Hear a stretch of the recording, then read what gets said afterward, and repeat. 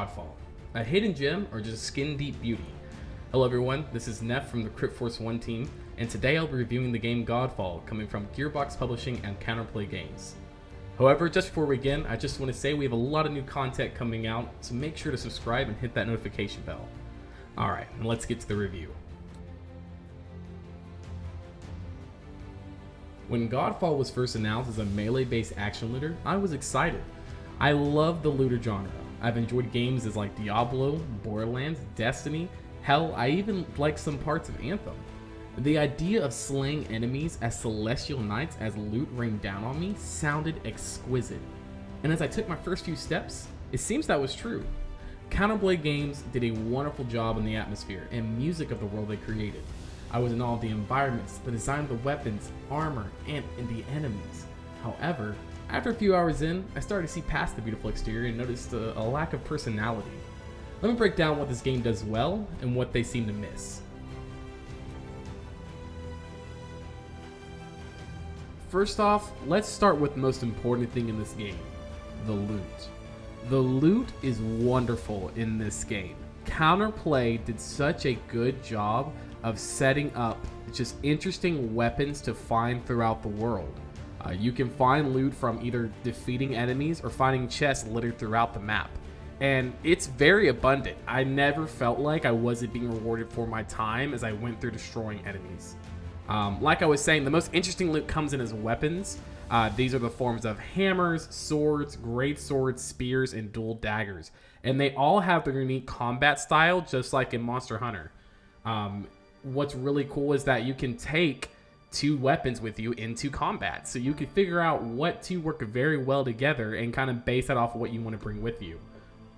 Other than that, most loot comes in the forms of rings, charms, or amulets. And these really are nothing more than just stat boosters to help you min-max how you want that combat to play out for you. Now, the most important thing about the loot in this game is that it all has different levels.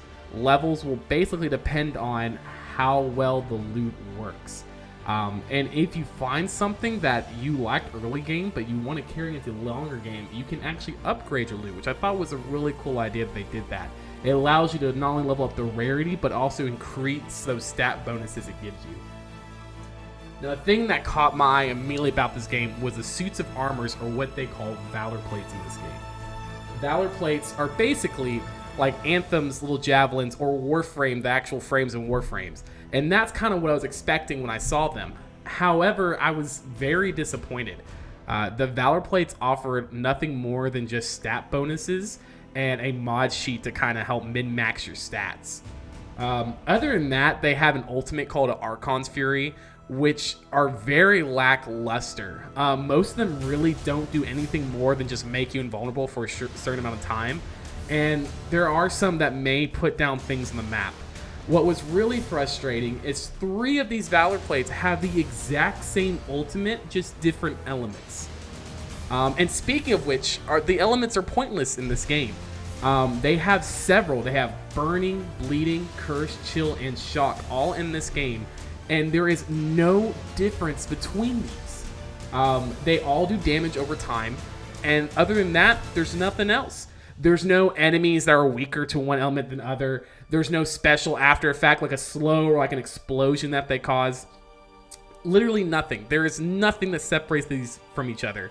It kind of feels like either someone told them to add these to the game, or maybe they thought about it and they just dropped it. Like no expansion at all on this idea of having elements in your combat. Now, if min-maxing wasn't apparent enough, that's how a lot of this stuff works in Godfall. There's also a skill tree. As you're battling throughout the world, you can get up to level 50, which gives you skill points every time you level up.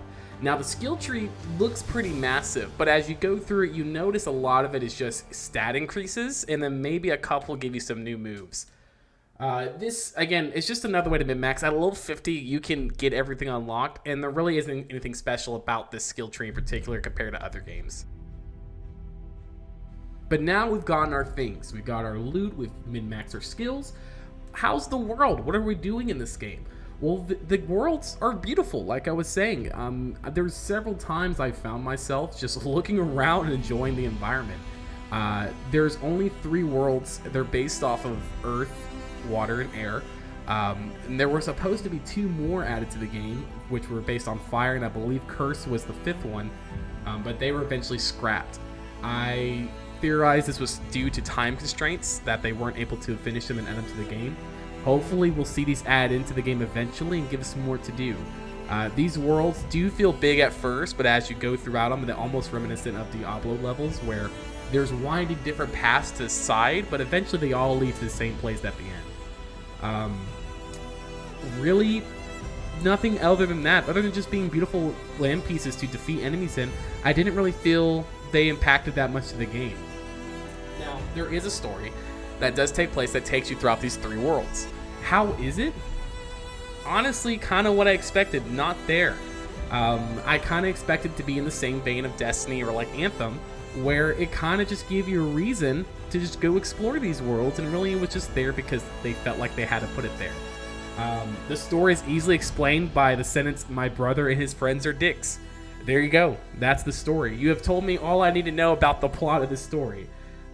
It took me 15 to 20 hours to complete it, which is only because the story requires you to grind at certain points to unlock the next mission. What's also frustrating is that I wanted more lore out of this game.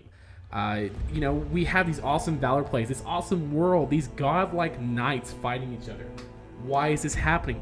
How did this start? The only way you get lore is you collect codex entries as you explore, and you have to go to another menu to go read these, just like Destiny 1, which I hated that aspect of Destiny 1 lore. I will say at least Godfall allows you to read the codexes in the game. It doesn't require you to go to another website to read them. Okay, well now we've put time and we've finished the campaign. What now? Now you have 2 options, Dreamstone and Ascendant Tower of Trials. Dreamstones are challenges that have you facing off against bosses or completing missions that were originally in the campaign. Just added to, again, an extra challenge. These are good to test out your combat skills and your build. There are 18 of them, and once you finish them, you're done. The Tower of Trials, however, has you fighting enemies up to 4 floors of this tower. It consists of you starting on an elevator that slowly ascends up to these floors that constantly spawns enemies for you to fight. Once you reach a floor, you will see doors with symbols over them. The game gives you no info what these symbols are or what they mean. Luckily, people have figured these out, and they are representing the reward you get for completing that room. You go through the door you want, you complete the challenge in that room, come back out to the elevator, and you rinse and repeat till you get to the final floor, and there you finish and get your reward. Honestly, these are boring, and luckily there is co-op in the game to help out with that. Which it still blows my mind that this game has a up to 3-player co-op system, but has no matchmaking. If you do not have friends that are not playing on the same platform you are, you're SOL'd, and some of this stuff is just better with having people to play it with. Or some things are just meant to be played with people to play with. It still baffles me.